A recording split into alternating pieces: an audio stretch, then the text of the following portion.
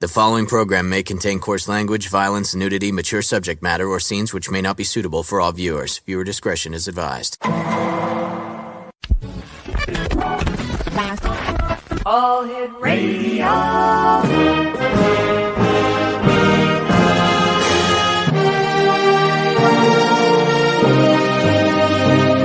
Welcome to the X Zone, a place where fact is fiction and fiction is reality. Now, here's your host, Rob McConnell.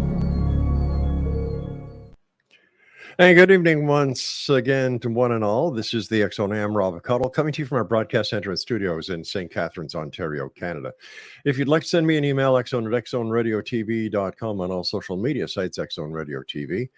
And we're coming to you around the world on the Talkstar Radio Network, Mutual Broadcast Network, iHeartRadio, and Channel 54 on Simul TV.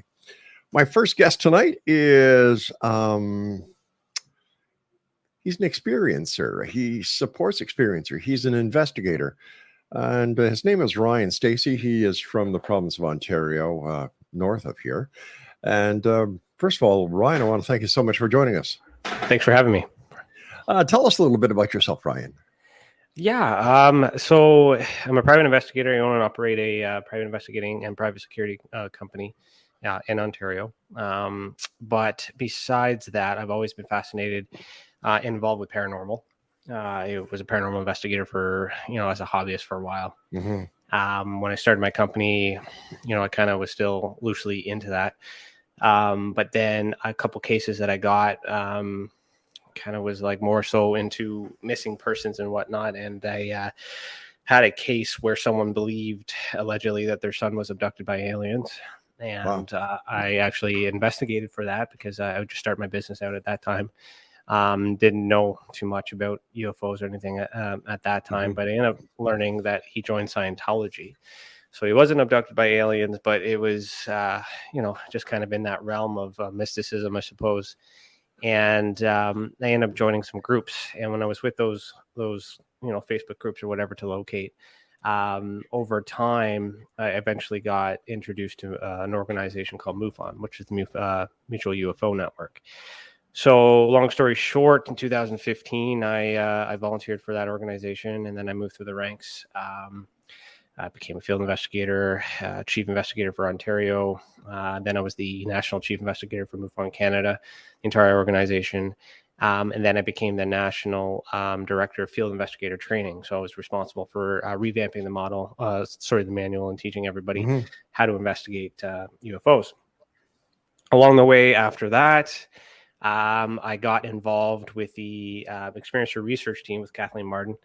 And I was heavily involved in investigating abduction cases because I started to see parallels between UFO abductions or alien abductions and paranormal encounters. So the shadow figure phenomenon was really interesting to me because there's a lot of parallels in the characteristics. So I started to realize or come up with this theory that it might be connected. I'm not the only one that has that theory, but I mean, like having a way to, I guess, if you drop the labels and start focusing more on the characteristics within each house, I started to understand that perhaps there might be this new title or this subtitle that like these two phenomena have been separated for whatever reason, but might actually be the same. And then I started studying the people and trying to understand how the people are affected by the phenomenon. And through the people, I started learning more about the phenomenon. And then that's how I was able to connect it, consciousness, paranormal, and UFO through the people. And so that's essentially how I got into it. And the reason for that is because it started as a hobby. I'm a very good investigator. I own and operate a company. Investigating is my thing. And this is just a riddle that hasn't been solved. And I think I'm getting pretty good, or pretty far anyways, with my angle. So that's kind of where I'm at. Before we went on air, we were talking briefly, and I asked you about the Ultraspectrum Classification System. Yeah, so you can find that on our website under the investigation tab, so experiencersupport.org. That classification system is a homage to the Hynek Valet classification system, which was used with MUFON and many other people before in the past, and of course Hynek. It was reviewed by Paul Hynek, which is Hynek's son. And we had a good conversation about that in great deal of length. So for me, the ultraspectrum classification, first of all, ultraspectrum to me is a word that I'm using to explain this place in which this experience is coming from. So I'm more so trying to figure out, if this place exists and where this place might be, because there's many different people that are able to tap into, the ether or the consciousness or hive consciousness and whatnot from that. So the ultraspectrum is my word to use that, which is also an homage to John Keel's super spectrum. Mm-hmm. Okay, so the combination between those three minds, and what I've done is I've created a regulated system in which I can bring in aerial activity, so UFOs. I can bring in paranormal activity. I can bring in beings. I can bring in residual evidence, so crop circles and things like that. So just a way to kind of measure all of these events in these categories while removing labels. But it's also designed so that way I can look at what individual has what type of experience and what methods are used to achieve the goal of the experience. So for an example, if we were to compare, a CE5 with a seance. So CE5 is the act of, meditating to, get the attention of extraterrestrials out in space. Whereas a seance is basically using meditation skills to try to get the attentions of ghosts on the other side, or spirits. So in those two situations, one's paranormal, one's UFO, but the constant is the human being, and the human being is using their mind to get into a state of thought and group thought, mind you, and then instant contact is made or assumed, allegedly. So with doing that, I'm through my studies, I'm working on a 4-year study that'll be published hopefully by the end of this year, to kind of identify the type of experiencers that may have the best chance of having an experience, whether they know it or not. So, trying to understand the being as to why they are the way that they are, and then putting more emphasis on us as a human being, to give us more credibility that perhaps we're the ones causing it, we're the ones drawing it, we're the ones doing all these other things, but we have these ideas, our ideologies, that it's coming from an external source, that extraterrestrials are from space and ghosts are from the other side, but maybe it's none of that and it's just us. And so that's kind of how I index it with the ultraspectrum classification system, so that we can kind of prove that, or at least emphasize that hypothesis. When you say just us, what do you mean? Well, as an investigator, it's in my career, I'm always trying to find the who. It's hard to figure out sometimes it's hard to figure out the what, the when. Well, the when's easy. The how comes later. The why is the biggest one that we want to have answered. But when focusing on the who, it's always easier to, look for a human suspect, because there's more evidence that is measurable, because we're obtainable, we're around.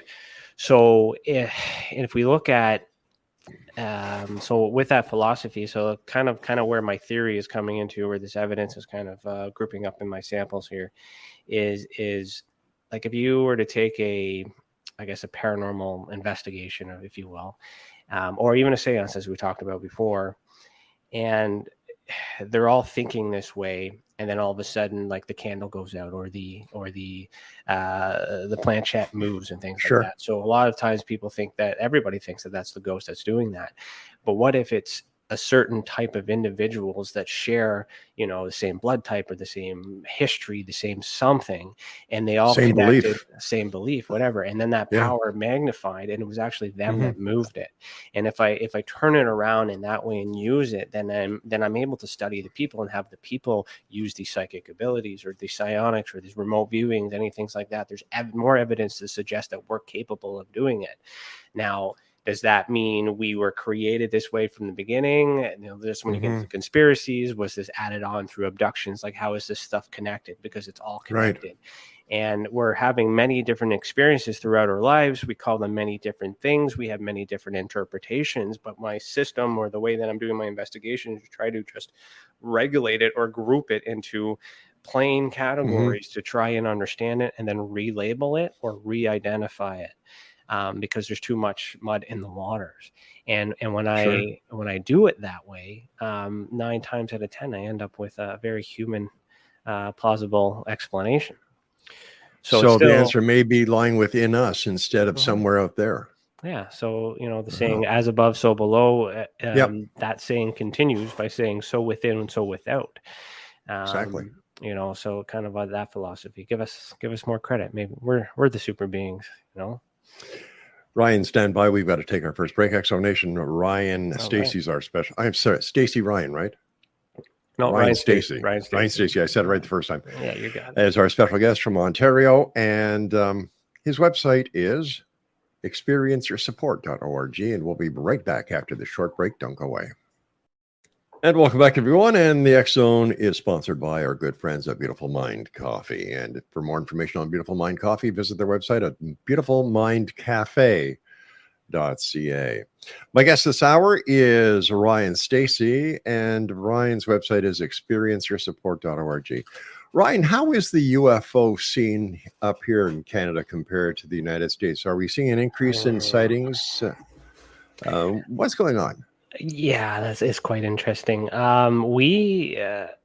Canada has, I guess, openly admitted the existence of things they can't explain since 1995, or perhaps even sooner than that. So they've declassified a lot of documents way back then that no one's really combed through or looked through. And it's only until recently that a lot of us are paying closer attention to it now, since we're having this interest here in the States. And a lot of people have been doing it for many, many years, of course, and whatnot too. But the shift is more so piggybacking off of that. But the Canadian government does respond to tracks of interest, if you will, that are suspicious in nature, but they don't actually continue. Well, they don't actually complete investigations to the sense, because they have to pass that information off to NORAD in Cheyenne Mountain in the United States. So it's kind of like a handover. So whenever we have things that are suspicious, we from what we understand, we can only investigate so much, and then so that's where it's important that if the United States does provide any information, then we can use that here.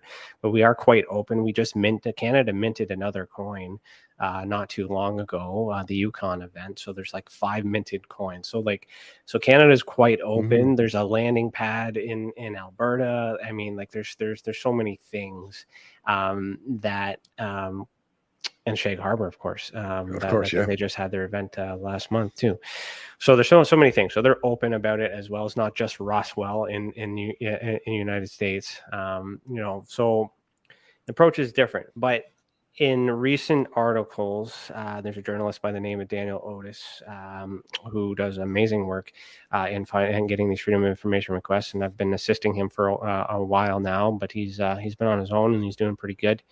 And recently, he's published an article that basically kind of shows how our Canadian government it only responds to things that they consider to be credible threats. And there has been some information or quotes that he has pulled out from the Royal Canadian Air Force, I believe, maybe not, or it might be the RCMP specifically, that it's implied that the United States events are not credible events, which is why they have no interest in it, which, could indicate that the Canadian government is aware, but, under secrecy and all these other things, and our protection of each other and all that political stuff.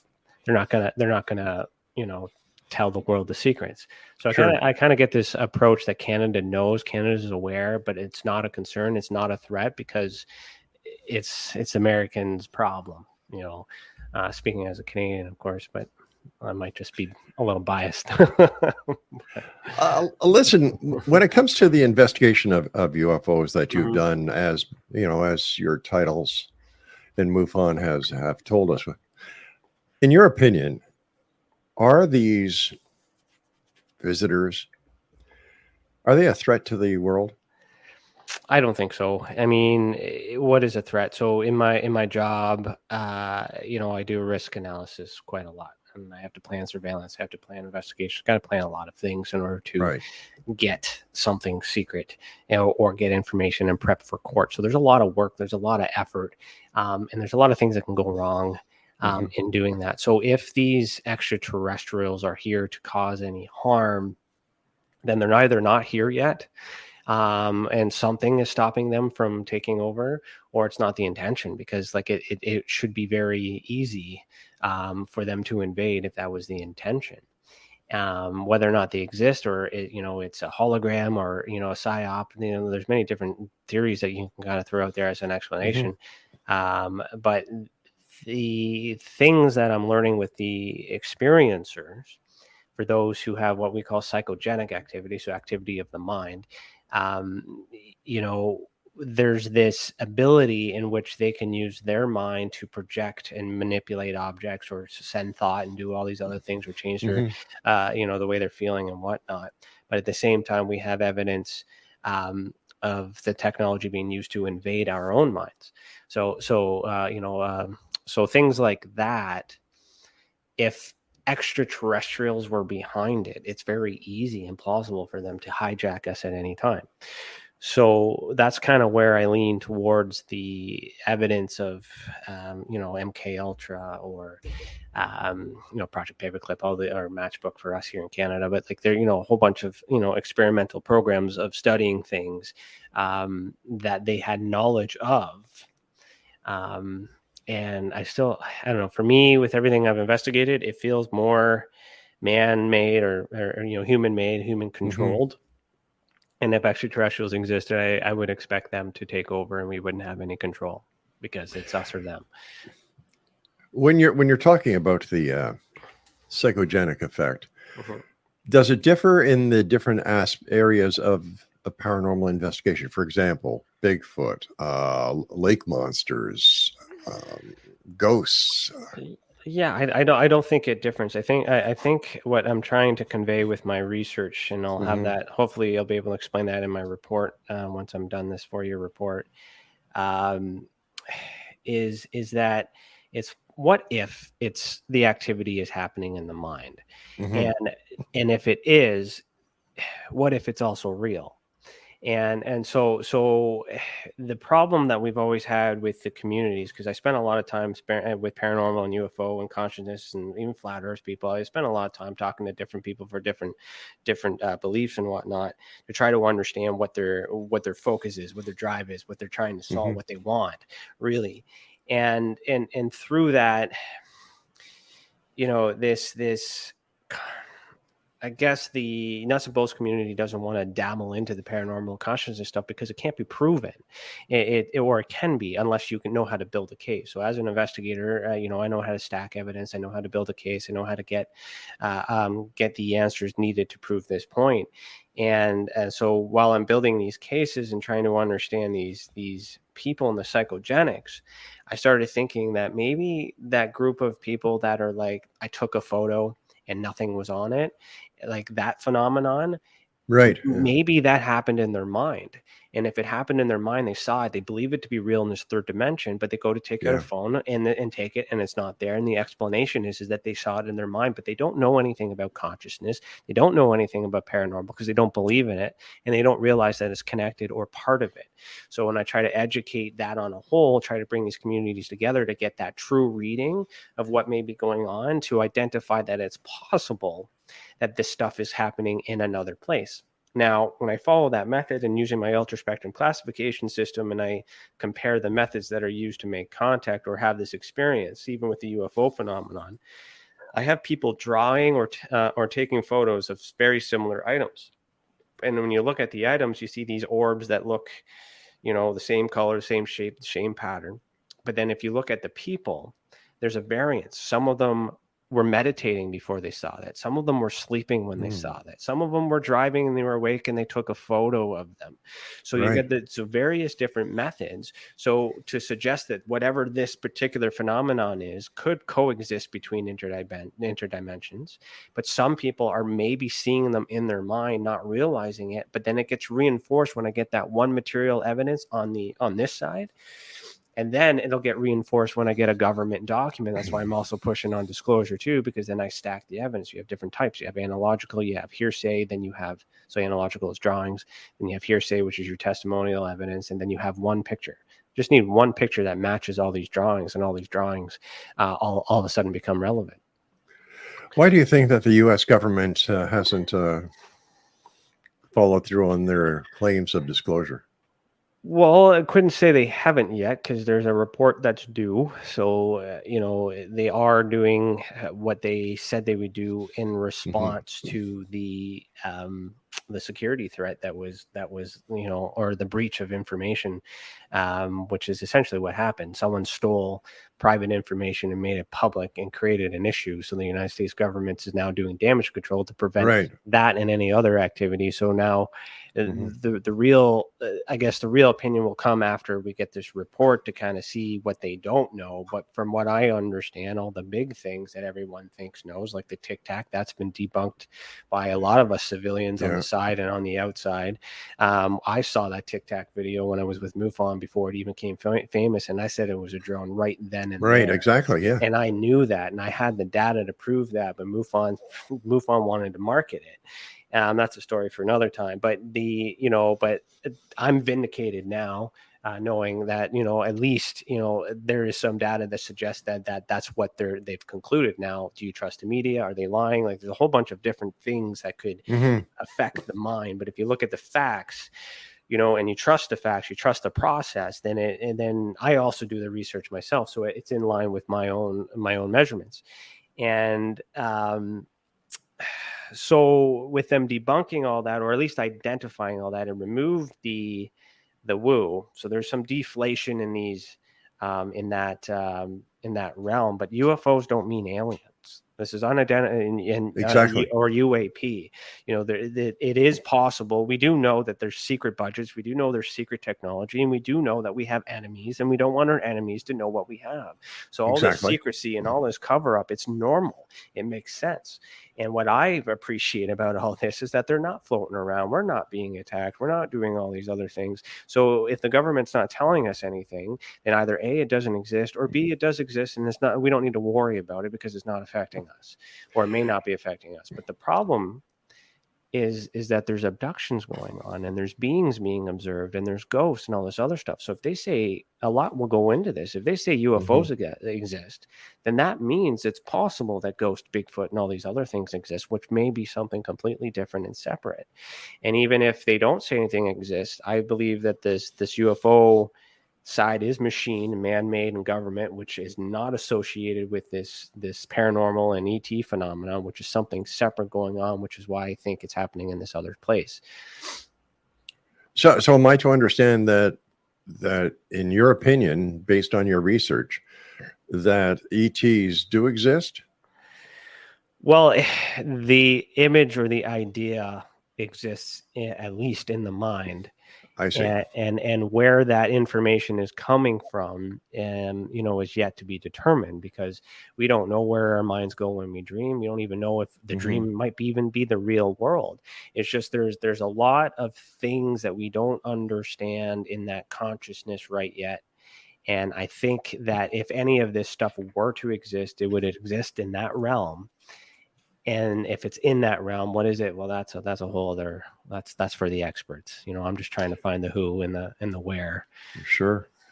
Based on your research and your system, where do you put the Betty and Barney Hill case? I haven't really used the system for them, but I mean, I guess that's an abduction case. So I would classify that as a visitation.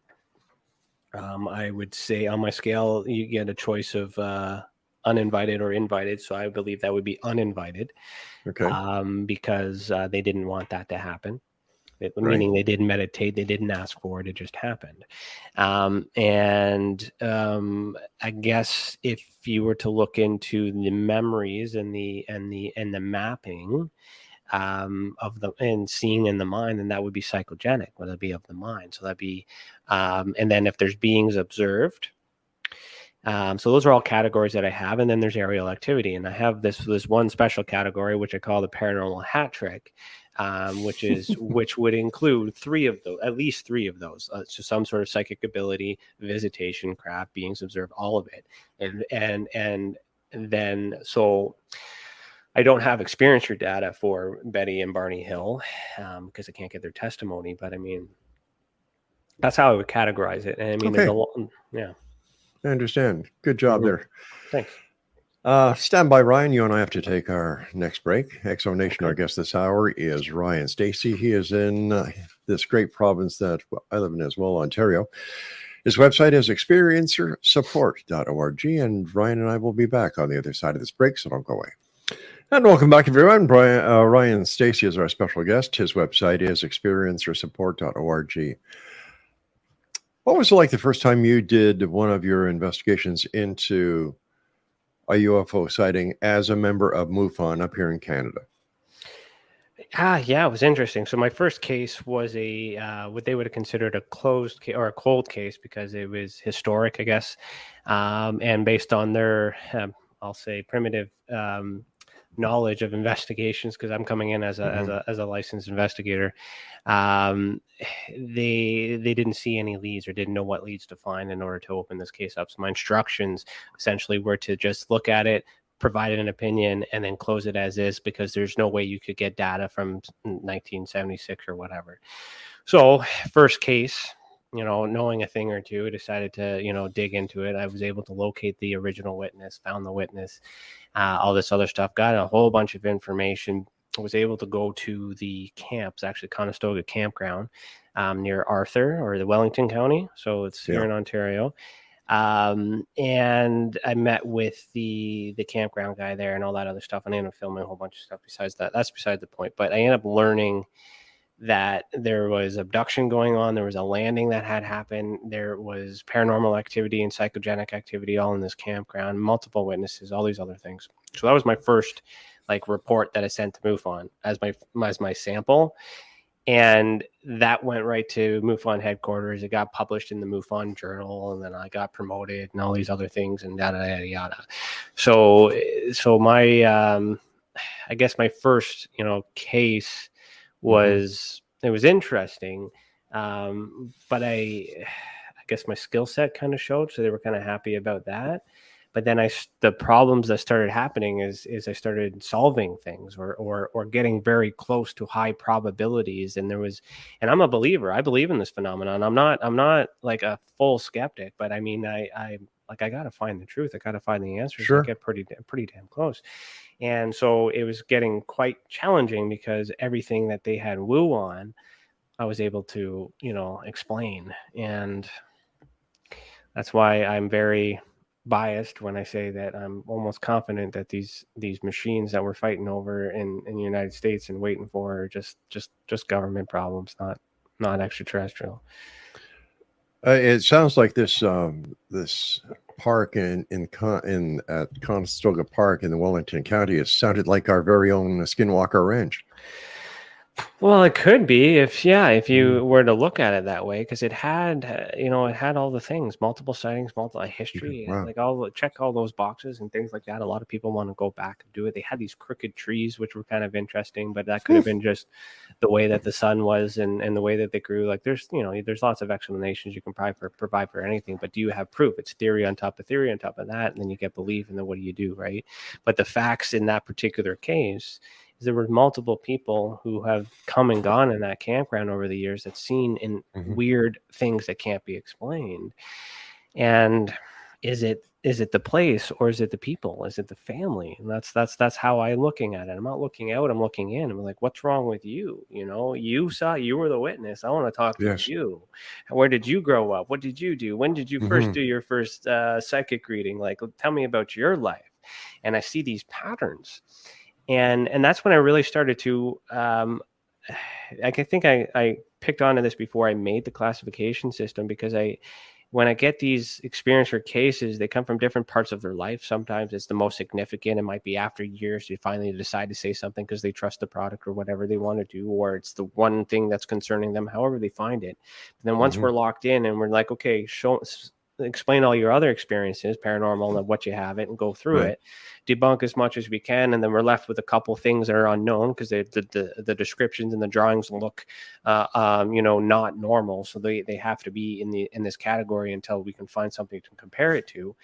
But then I do a timeline of their experiences, and usually it starts with like contact of some sort or a UFO sighting at a very early age, or some being, shadow figure or something at a young age. And then you get into the adolescence age, and all of a sudden they're having poltergeist activity.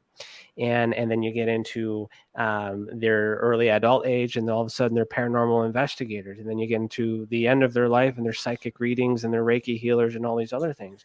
So these are all different elements. This is extraterrestrial, this is UFO, this is paranormal, this is consciousness.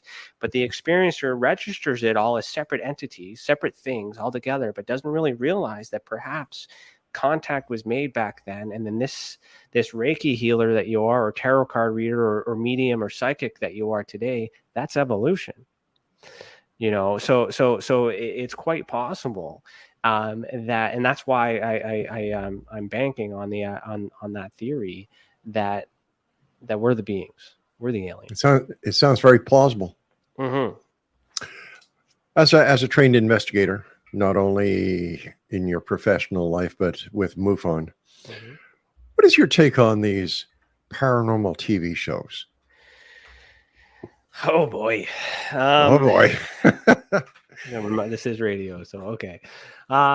It's I like the entertainment. There are some shows I do enjoy. I don't want to say enjoy, because some of them are, they're sad stories because they're victims in sense. But I would rather watch the experiencer testimony and the reenactment than those going in and doing this investigation, on paranormal team. And because I know that they're contaminating evidence, I know that they're contributing to that, and I know that they're trying, and I know that they have this effort in, and there's so many things that are preventing them from getting solid evidence, but the effort is there. And I acknowledge that, and I appreciate that. And so also through the association, so the Experiencer Support Association, I'm creating an academy in which I'm able to teach how to investigate, and I wouldn't say properly, but tools and methods and things to use. So that way, when you actually go out and do the things you're already doing you're doing it better and you're doing it proper.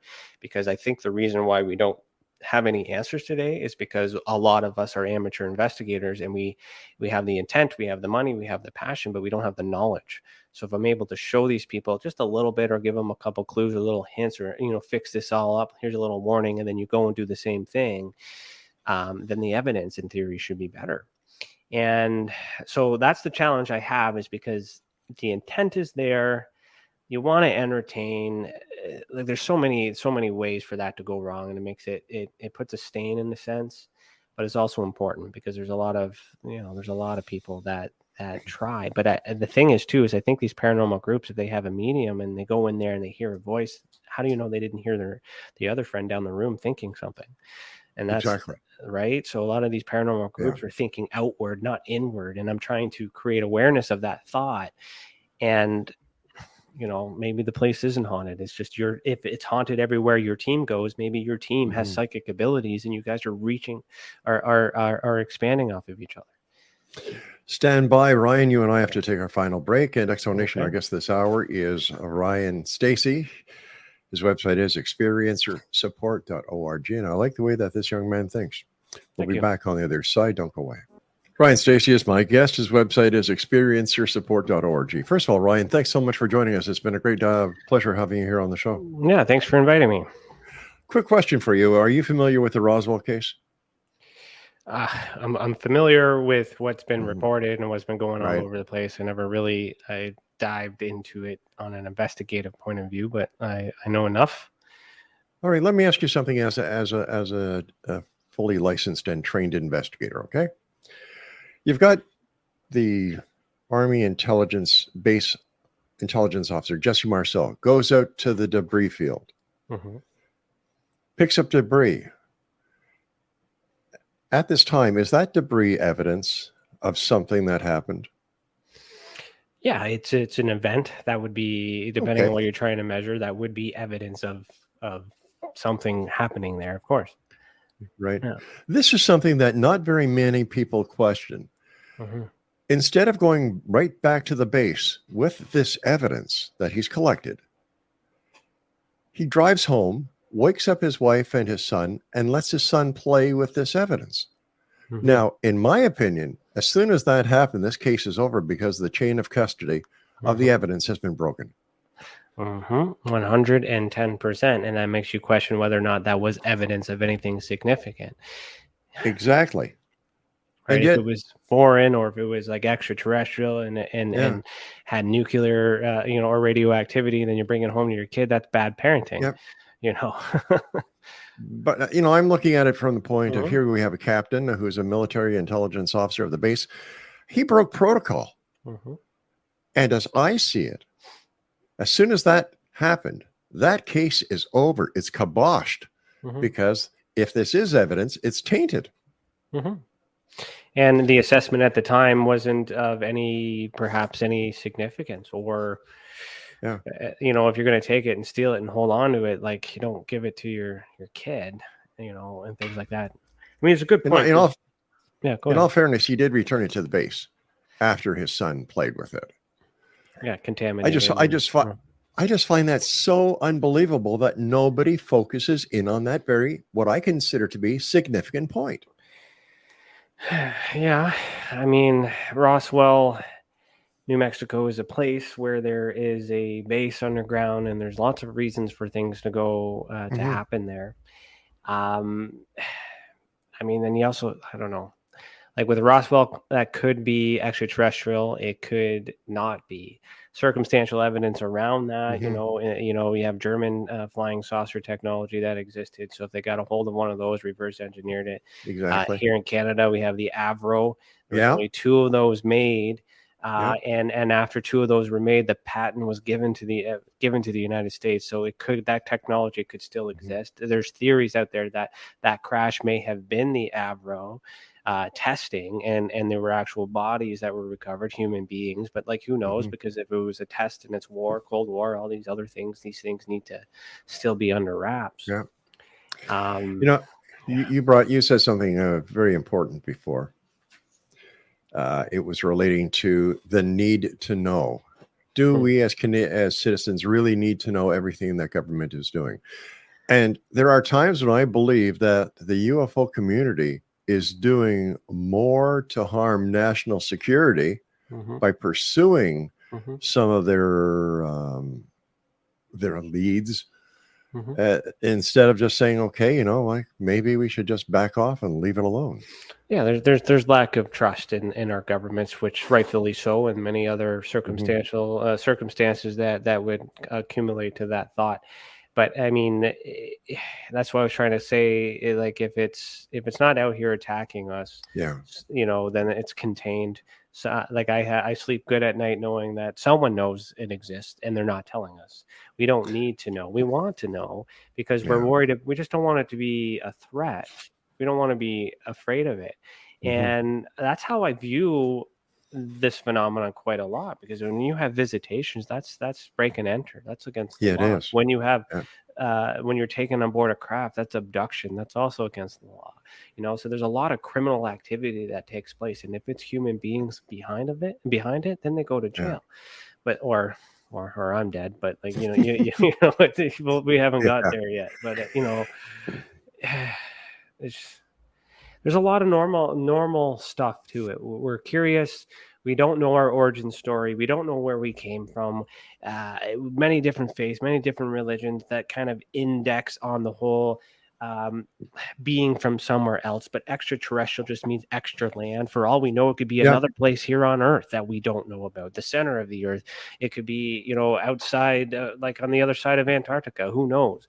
Like in order for this to exist, we would have to coexist, and they want nothing to do with us, or they exist and it's outside of our grasp and we'll never get to it, or it's a figment of our imagination, and the only way we're all going to know is when we check out.